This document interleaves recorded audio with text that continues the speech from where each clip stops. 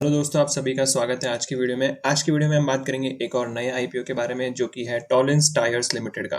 तो जैसा कि नाम से क्लियर है, ये कंपनी जो है वो टायर्स की मैन्युफैक्चरिंग का काम करती है। अब जल्दी से हम इस आईपीओ के ऊपर आते हैं। तो आईपीओ जो है 230 करोड़ का है। तो अगेन कोई ज़्यादा बड़ा आईपीओ नहीं है। इसमें भी 30 करोड़ का ऑफर फॉर सेल है और 200 करोड़ रुपीज़ का जो आईपीओ है वो फ्रेश इश्यू के रूप में आएगा। उसके बाद जो आईपीओ ओपन होने वाला है वो 9 सितंबर को होगा और क्लोज जो है 11 सितंबर को होगा। शेयर्स का अलॉटमेंट 12 सितंबर को और रिफंड का इनिशिएशन 13 सितंबर को हो जाएगा और जो लिस्टिंग की डेट है वो 16 सितंबर को यहाँ पर डिसाइड की गई है। उसके बाद जो ग्रे मार्केट प्रीमियम है थोड़ा सा कम है, लेकिन 11% है, जो कि सब्जेक्ट टू चेंज है। जैसा कि हम हर बार बोलते हैं कि जो ग्रे मार्केट प्रीमियम है, जैसे जैसे मार्केट आईपीओ की डेट क्लोज आएगी, आईपीओ ओपन ओपन की डेट क्लोज आएगी, इसमें और फ्लक्चुएशन आपको देखने को मिलेंगे। ये अप या डाउन हो सकता है। उसके बाद जो पीई की बात करें तो वो 26 का पी है, जो कि अगेन एक अच्छा वैल्यूएशन का पॉइंट है। उसके बाद क्यूआईबी का पोर्शन इसमें 50% है, नॉन इंस्टीट्यूशनल पोर्शन जो है वो 15% और 35% रिटेल का पोर्शन रखा गया है।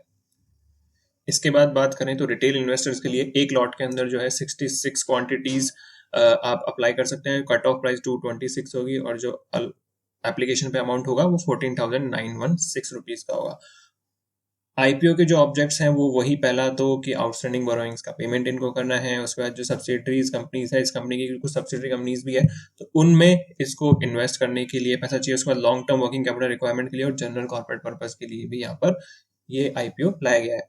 उसके बाद बात करेंगे कुछ फाइनेंशियल स्टेटमेंट्स के इन्फॉर्मेशन के बारे में। तो रेवेन्यू जो है, अब यहाँ पे एक आपको ये समझना होगा, यहाँ पे स्टैंड अलोन यहाँ पे फाइनेंशियल स्टेटमेंट दे रहे हैं और ये जो फाइनेंशियल स्टेटमेंट है जो कि आपके पास अप्रैल 2023 से मार्च 2024 का है, वो कंसोलिडेटेड फाइनेंशियल स्टेटमेंट है। यानी इसके अंदर इस कंपनी की सब्सिडरी कंपनीज के को मिला के जो अर्निंग्स है उनका डेटा यहाँ पे दिया गया है। तो मेनली यहाँ पे अगर आप अमाउंट को डायरेक्टली कंपेयर करेंगे तो आप थोड़ा सा मिस इन्फॉर्म हो जाएंगे या फिर थोड़ा कंफ्यूज होंगे, इसलिए हम परसेंटेज के ऊपर ज़्यादा यहाँ पे फोकस करेंगे।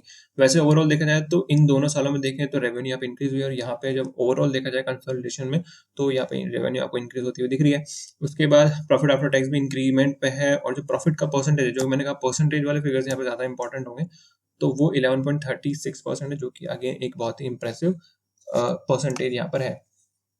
उसके बाद कंपनी के नेटवर्थ की बात करें तो वो भी कंटिन्यूस इंक्रीजिंग है, रिजर्व एंड सरप्लस इंक्रीज हो रहे हैं, असेट का साइज भी कंपनी का इंक्रीज हुआ है।